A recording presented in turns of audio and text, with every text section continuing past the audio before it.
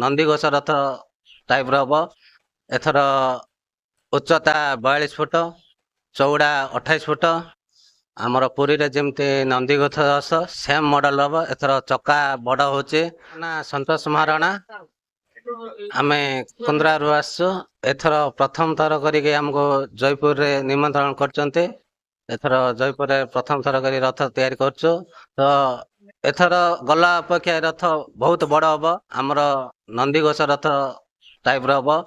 ଏଥର ଉଚ୍ଚତା 42 ଫୁଟ, ଚଉଡ଼ା 28 ଫୁଟ। ଆମର ପୁରୀରେ ଯେମିତି ନନ୍ଦିଘୋଷ ରଥ ସେମ୍ ମଡେଲ ହବ। ଏଥର ଚକା ବଡ଼ ହଉଛି। ଚକର ହାଇଟ୍ ହଉଛି 6 ଫୁଟ 6 ଇଞ୍ଚ।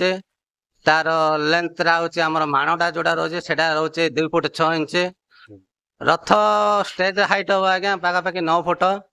ଆଉ ରଥ ପୁରା ଟୋଟାଲ ହାଇଟ୍ ହବ 42 ଫୁଟ।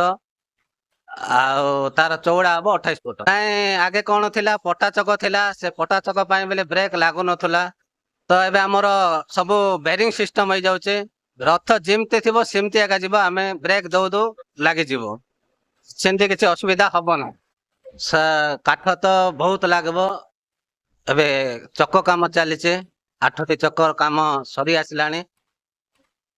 ତାପରେ ଆମ ଅଖ କାମ ମିଶା କାଟିଂ ଚାଲିଛି। ଅଖ କାମ ଚାଲିବ ଚକ କାମ ସରିଲା ପରେ। ତାପରେ ଆମର ନାୟିକା କାମ ମିଶା ଚାଲିଛି। 4 ନାହାକା ଉଠିବ। 4 ନାହାକା ଉଠିଲା ପରେ ଆମର ଆହୁରି 12ଟା ନାହାକା ଅଛି, ମାନେ ସାନ ନାହାକା। ସେଟା ମିଶା 12 ନାହାକା କାମ ଆରମ୍ଭ ହବ। ଚକ କାମ ସରିଲା ପରେ ଆମର କମାର ମାନେ ଆସିବେ। ତାହିଁରେ ଲୁହା କାମି ତିଆରି କରିବେ। ତାପରେ ଆମେ ଅଖରେ ଚକ ଫିଟିଂ କରିକି ଆମେ କାମ ଆଗକୁ ନେବୁ ଆଜ୍ଞା। ତାପରେ 4 ନାହାକା ଉଠିବ। 4 ନାହାକା ଉଠିଲା ପରେ ଆମ ଷ୍ଟେଜ ପଡିବ। ଷ୍ଟେଜ ପଡିଲା ପରେ ଉପର ପାରାବାଡ଼ି ଜାଗା ହବ। ତାପରେ ଆଜ୍ଞା ଆମର ପାରାବାଡ଼ି କାମ ଚାଲିବ। ପାରାବାଡ଼ି କାମ ସରିଲା ପରେ ଆମର 10 ଅବତାର କାମ ତ ଚାଲିଛି। 10 ଅବତାର କାମ ରହିବ। ତାପରେ ଯାହା ଆମର ରଙ୍ଗ କାମ ଅଛି, ରଙ୍ଗ କାମ ଆରମ୍ଭ କରିବେ। ଆମର 15 ଜଣ ଧରିକିରି ଆମେ ଏଠି କାମ ଆରମ୍ଭ କରିଛୁ। ଦିନ ମାନେ ସକାଳ 8ରୁ ରାତି 10 ଯାଏଁ କାମ ଚାଲିଛି ଆଜ୍ଞା। ସବୁ ତ ଆମର ଶାଳ କାଠ ହଉଛି। ସବୁ ତ ବଡ ବଡ କାଠରେ ହଉଛି। ଆମର ପୁଟି ଯାକ 12 ଇଞ୍ଚ ବାଇ 12 ଇଞ୍ଚ ଲମ୍ବା, ତାର 28 ଫୁଟ। ତ ବହୁତ ବଡ ବଡ କାଠ ଲାଗୁଛି। ଆମର ସିଫ୍ଟ ତ ଏଠି କରିହବନି।